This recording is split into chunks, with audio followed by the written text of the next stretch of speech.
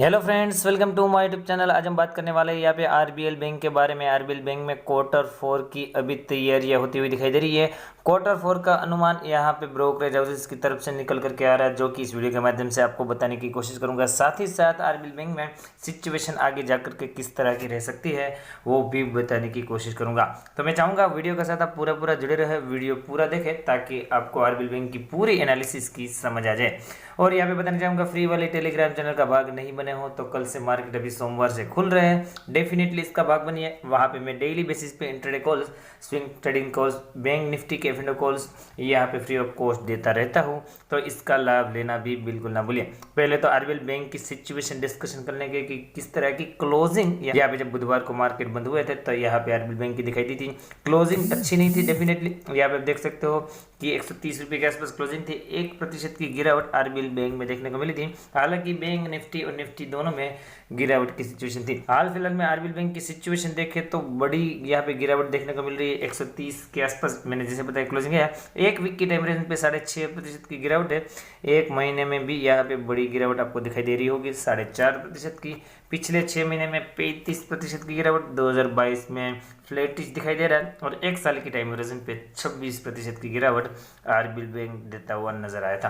तो कहीं ना कहीं डिसअपॉइंटमेंट यहाँ पे आरबीएल बैंक ने किया है। यहाँ पे 180 190 के आसपास जब चार्ट बन रहा था तब यहाँ पे चार्ट बहुत ज़्यादा पॉजिटिव था, परंतु मैनेजमेंट में थोड़ी बहुत प्रॉब्लम यहाँ पे निकल करके आई। उसके बाद यहाँ पे आरबीआई ने उनके जो सीईओ थे उनको अचानक हटा दिया। इसके बाद यहाँ पे आरबीएल बैंक 200 से लुढ़क करके 120 तक आ चुका था और वहीं पे ही अभी भी ट्रेडिंग करने की कोशिश कर रहा है। पहले तो जो खबर है वो आपके सामने प्रेजेंट कर दूं कि क्वार्टर 4 के अनुमान मोतीलाल ओसवाल जो लेकर के आए हैं वो किस तरह के रह सकते हैं। तो RBL bank quarter 4 net profit seen of 163.3, मतलब कि नेट प्रॉफिट में क्वार्टर 4 में 163% की जंप दिखाई दे सकती है। 198 करोड़ के आसपास का आ सकता है, ऐसा मोतीलाल ओसवाल का मानना है। तो पूरी खबर आपके सामने डिस्कशन करूंगा। तो ईयर ऑन ईयर 163% की जंप नेट प्रॉफिट में, क्वार्टर ऑन क्वार्टर 27% की जंप आरबीएल बैंक दिखाता हुआ नजर आएगा। साथ ही साथ यहाँ पे बताया जा रहा है कि नेट इंटरेस्ट इनकम मतलब कि एनआईआई में यहाँ पे ईयर ऑन ईयर 15.4% की बढ़ोतरी, क्वार्टर ऑन क्वार्टर 3.5% की बढ़ोतरी आ सकती है, जो कि 1045 करोड़ के आसपास आ सकता है। प्री प्रोविजनिंग प्रॉफिट की भी बात करना चाहूंगा कि वो यहाँ पे 26% ईयर ऑन ईयर गिर सकता है और क्वार्टर ऑन क्वार्टर 2.8% अप रह सकता है। तो प्री प्रोविजनिंग प्रॉफिट में तो इतना ज़्यादा कुछ होता नहीं, क्योंकि आप प्रोविजनिंग हर क्वार्टर में अलग अलग होती है। तो इस क्वार्टर में अगर आपकी प्रोविजनिंग ज़्यादा है और अगले क्वार्टर में वो रिकवरी आ गई तो वो प्री प्रोविजनिंग प्रॉफिट होती है। तो इसका कोई इतना असर होता नहीं।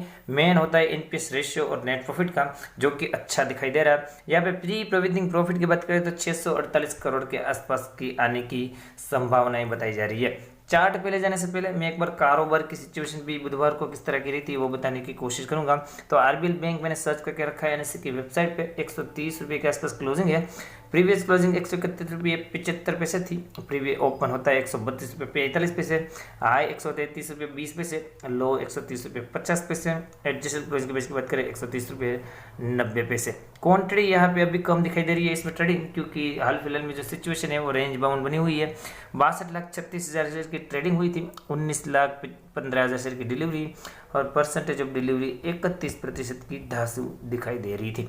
सीधा चार्ट पे लेके जाऊंगा और यहाँ पे किस तरह की सिचुएशन आगे डेवलप हो सकती है आरबीएल बैंक में क्वार्टर 4 के नंबर के आसपास, वो बताने की कोशिश करो। तो आरबीएल बैंक के चार्ट पे लेके आया जीरोधा का प्लेटफॉर्म आपके सामने है। 1 डे के टाइम फ्रेम पे आरबीएल बैंक को यहाँ पे देखने की कोशिश करेंगे। वही ये दिन था जब यहाँ पे आरबीआई ने ये जो उनके सीईओ थे उनको हटा दिया, अचानक से उनको हटा दिया और अपना आदमी उनके मैनेजमेंट में बिठाया। बड़ी गिरावट देखने को मिल रही थी, 125 के आसपास का लो, उसके बाद बड़ी तेजी आती है, 160 के आसपास का बनता है, परंतु 160 170 अपने आप में बहुत स्ट्रॉन्ग रेजिस्टेंस है।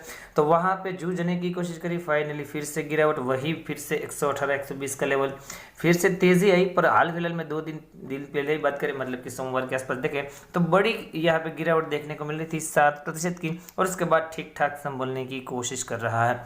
मेरे ख्याल से 125 से लेकर के 118 का जो जोन है वो स्ट्रॉन्ग सपोर्ट के तौर पे अभी काम कर रहा है। ऊपर की तरफ 138 से 143 का जोन एज ए रेजिस्टेंस के तौर पे, ऊपर या नीचे ए ब्रेकआउट या तो फिर ब्रेकडाउन आने की आपको पूरी वेट करनी चाहिए आरबीएल बैंक में। 143 के ऊपर सस्टेन होता है तो मुझे लगता है 160 तक फिर से जर्नी आ सकती है। 160 165 का लेवल जब भी निकलेगा तो आरबीएल बैंक फिर से अपने पुराने प्राइस पे लौटेगा 200 रुपये के आसपास। 118 के नीचे अगर सस्टेन होने लगा दोस्तों तो आरबीएल बैंक में भयंकर गिरावट की सिचुएशन और दिखाई दे सकती है और आपको 100 तक भी ये शेयर आता हुआ दिखाई देगा। तो हाल फिलहाल में तो रेंज बाउंड सिचुएशन है, तो आपको मैं इसमें कूदने की बिल्कुल भी सलाह नहीं दूंगा। ब्रेकआउट या ब्रेकडाउन की वेट करिए, जैसे कि मैंने आपको लेवल बताया, उसके बाद ही आप अकॉर्डिंग अपनी पोजीशन बनाने की या तो फिर स्क्वायर ऑफ करने की कोशिश कर सकते हो अपनी स्टडी के बेस के अनुसार। आरएसआई का लेवल 45 का है और वॉल्यूम बहुत ज़्यादा गिरता हुआ नज़र आ रहा है। तो मैं चाहूँगा दोस्तों आप आरबीएल बैंक को स्टडी करिए और उसके बाद ही यहाँ पे कोई पोजीशन बनाने की कोशिश कीजिए।